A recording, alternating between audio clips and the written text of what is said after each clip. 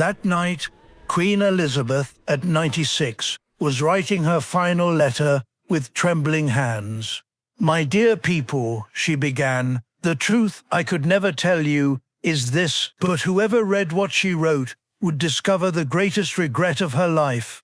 In the silence of Windsor Castle, the elderly queen whispered to herself, "I've been queen for 70 years, but I was never truly a mother, not even once." The pages of her letter bore the traces of tears she had shed. Every line told the story of 70 years of maternal regret. Tears filled Elizabeth's eyes. She held a letter Charles had written when he was 6. "Dear Mummy, why don't you ever hug me? Other children's mothers kiss them. Am I a bad child?" She had kept that letter for 50 years, hidden in the most secret place of her private drawer. Every time she read it, her heart shattered. Little Charles's innocent handwriting was the most painful proof of her failure as a mother. Being queen meant putting royal duty before a mother's love. How many times had she wanted to embrace Charles, only to follow the rule, "Queens don't show emotion"? How many times had she wanted to say "I love you" to her son, only to stop herself because royals don't say such things? It was 1954, Charles was only 6 years old. She remembered that day perfectly.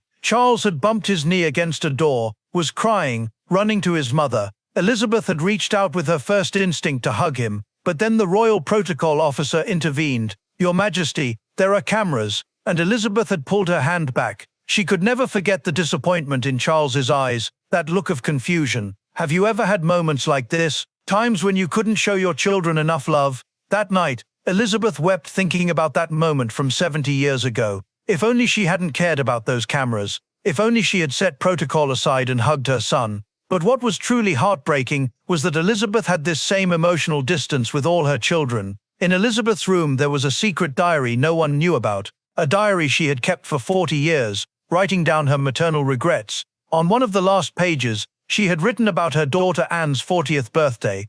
"Anne turned 40 today. I wanted to hug her, to say how proud I am of you, but I couldn't. She looked at me, and there was still that hope in her eyes like before, as if she was thinking maybe today mother will hug me. But I chose protocol again. I only said happy birthday." I saw the hope die in Anne's eyes, a 40-year-old woman still waiting for a hug from her mother.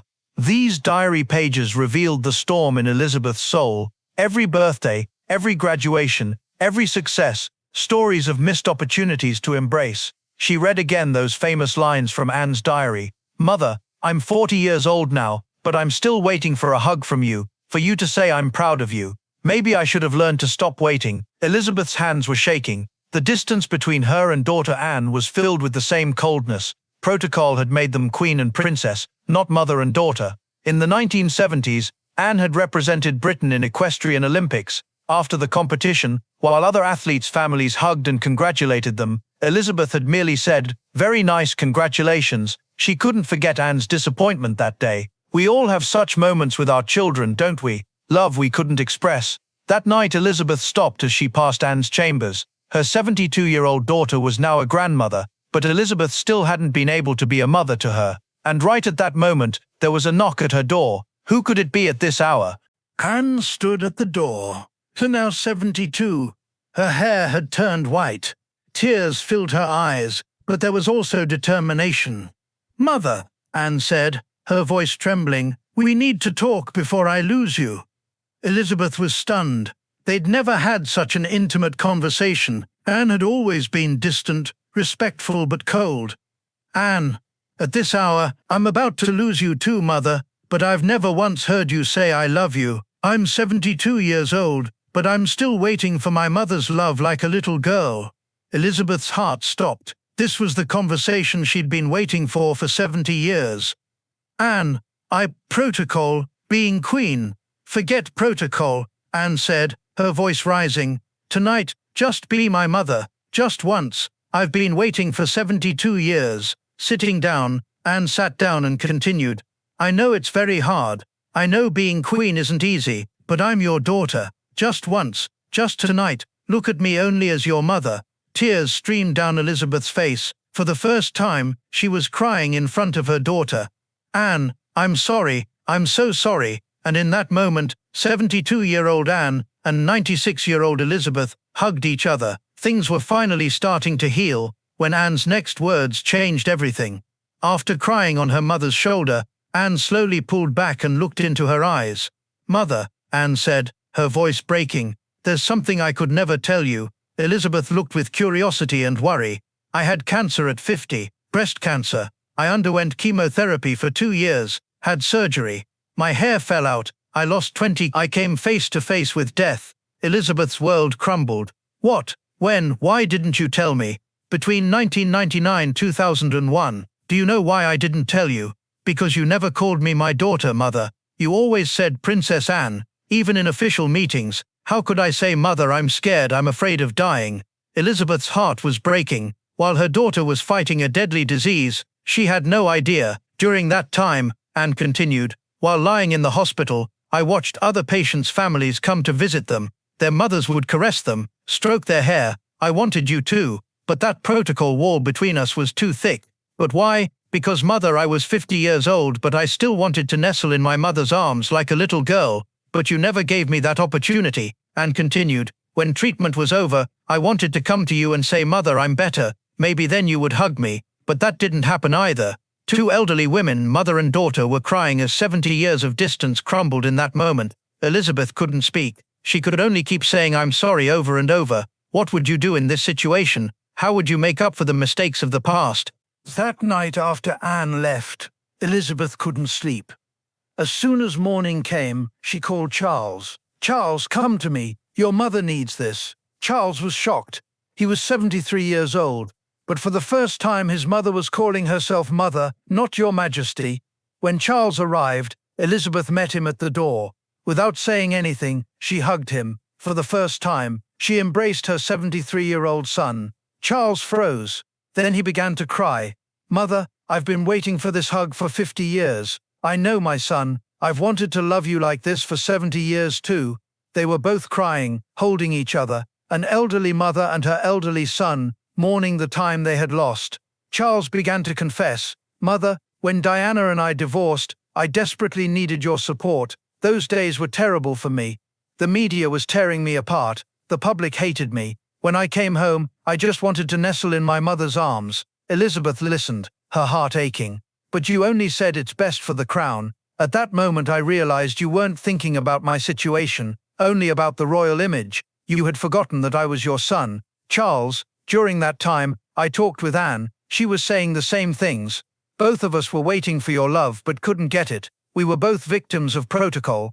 Charles continued, "When raising William and Harry, I tried to give them the love you couldn't give me. I hugged them every day, said I love you every day." Elizabeth was crying. "You did right, my son. You did right. Perhaps you've had similar experiences, conversations with your children that came too late." The next day Andrew came. He was 62 years old, but his eyes still held the hurt expression of a small child. "Mother," Andrew said, "I was never as important to you as Charles, was I?" Elizabeth's heart ached again. It was true. She had focused more on Charles, the heir to the throne. "Andrew, Mother, listen to me. In 1982, I went to the Falklands War. I was a 22-year-old prince, but I volunteered for war. Do you know why? To earn your pride." Andrew sat down and continued his story. "In that war I was a helicopter pilot. I danced with death for 3 months. Every day I thought maybe I'll die today. But there was one thing that kept me going, the dream that when I returned home, my mother would hug me and say, 'I'm proud of you.'" Elizabeth remembered. She remembered how she had greeted Andrew when he returned from war. "When I came home, you met me at the airport. There was press, there were cameras. I ran to you. I was thinking, this time she'll definitely hug me. But you only shook my hand and said you did your duty." Andrew's voice was breaking. "I was so devastated at that moment, Mother. I hadn't died in war, but I died at that moment." Elizabeth covered her face with her hands. "Andrew, That day I only wanted one thing, for my mother to hug me. To forget the media, the press, the protocol, and just be happy that her son had returned home safe and sound." Andrew continued, "In the following years, I watched how you celebrated Charles's every small success, but my return from war was just duty for you." Elizabeth stood up and hugged Andrew. "My son, that day I wanted to hug you so tight, but I was afraid of what people would think, what the media would write. I was your son, not the Queen's subject. We all have such regrets with our children, don't we?" Her youngest son, Edward, was the quietest. He was 58 years old, but still had a childlike quality when he came. "Edward, do you want to say something too?" Edward remained silent for a long time. Then he began to speak. "Mother, I never felt like your son. You were always like a stranger to me, always watching from afar, always criticizing, but never loving." Elizabeth's voice broke. She had spent the least time with her youngest son, remembering, I was interested in theater as a child. When I was 16, I came to you and said, "Mother, I want to study theater." Elizabeth remembered that day. "Do you know what you said? Royals don't do such things." "Nonsense. That day you killed my dreams, Mother." Edward's eyes filled with tears. "That night I cried in my room for hours, because I had lost not just my dreams, but your support too." "Edward, while studying at Cambridge, I secretly joined the theater club. Every time I went on stage, I thought I wish my mother were here too, but you never came." Edward continued, "Even when I got married, you don't have a single photo with Sophie and me showing we were happy. Always distant, always according to protocols." Elizabeth stood up. "Edward, I'm sorry. You were the youngest. I should have protected you the most, but you didn't protect me, Mother. You only pushed me away." Edward looked at his mother for the first time. "What do we do now? Isn't everything too late at this age?" Nothing is ever too late, because Elizabeth's final decision would change everything. Elizabeth gathered all her children. At 96, with her last strength, she spoke to them. "My children, I was queen for 70 years, but I was never your mother for a single day. This is my greatest failure." All 4 children listened in silence.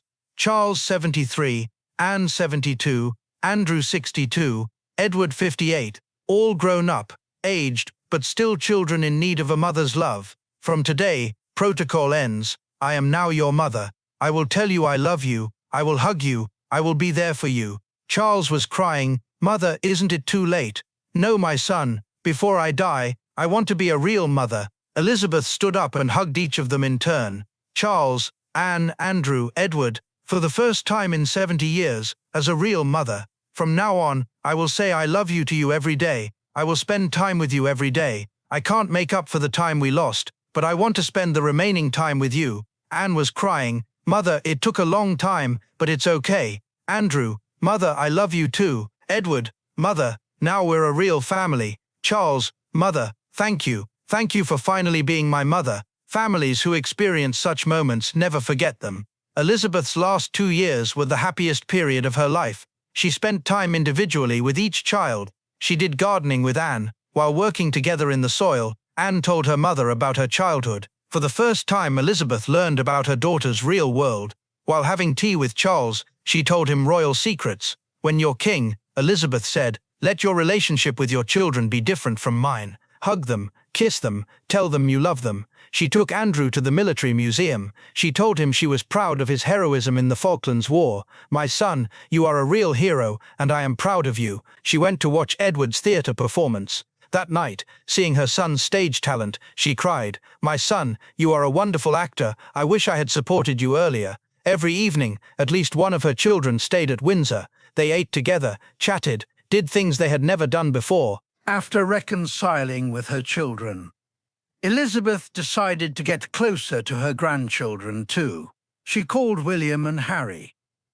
"Grandmother," William said, "you seem different." "Yes, darling, I've changed. I couldn't be a good enough mother to your father, but I'll try to be a real grandmother to you." Harry was surprised. "Grandmother, you're already a wonderful grandmother."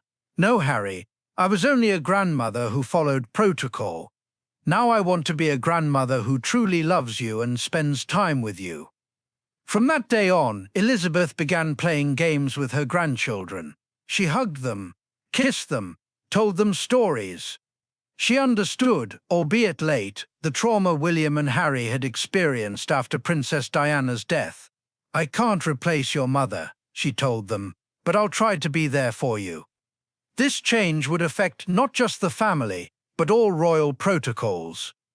In Elizabeth's last 6 months, Windsor Castle had become a completely different place, no longer a cold, protocol-filled palace, but a warm family home. There were family dinners every evening. Elizabeth listened to her children's daily lives, gave them advice, but this time not as queen but as a mother. Wise advice. Charles, she said one evening, when you become king, let your relationship with your children be very different from mine. Forget protocol, show your love. At her bedside moments. At her bedside, each child came to chat with her in turn. Anne, mother, I'm so happy, I finally have a real mother. In Elizabeth's final days, all 4 children were around her. Her last words, being your mother, when she died, her children cried. But this time it was different. Along with the pain of loss, there was the joy of finally finding real love. At Elizabeth's funeral, all 4 children spoke. Charles, she was queen for 70 years, but in her final years, she became a real mother. Anne, she taught us it's never too late to show love. Andrew, those final embraces made up for 50 years of longing. Edward, she learned real motherhood at 96 and taught it to us too. On her gravestone, Elizabeth II, mother first, queen second. Perhaps you too have faced such situations, moments that came late but were precious, because it's never too late to show love. This story reminds all parents, show your love to your children, whatever protocol, rules or pressure there may be, because they need your love at every age. Elizabeth's true legacy wasn't the crown, but love's victory. When Elizabeth's health began to deteriorate, her children took turns staying by her side. Charles, mother, rest now, we're here. Anne, mother, you're a wonderful mother, it was late, but you're wonderful. Andrew, mother, thank you for hugging me. Edward, mother, thank you for teaching me real love. Elizabeth's final words were, being your mother was a much greater honor than being queen. As she drew her last breath, all 4 children were by her side. She was holding all their hands. When Elizabeth died, her children wept, but this time not for loss, but with the joy of finally having found a real mother. Elizabeth died. Her children wept, but this time not for loss, but with the joy of finally having found a real mother. Elizabeth died. Her children wept, but this time not for loss, but with the joy of finally having found a real mother. With less, the promartris forican, it 6 fatir item toward quest, the promartris forican. When Elizabeth died, her children for promartris forican, it's lost a taptic grace, it's borome of Koppensting, when a being toward quap, for promartris forican, for credio e being toward quap, for promartris forican, it's must of batteries forican, satu, when a stintry to punch.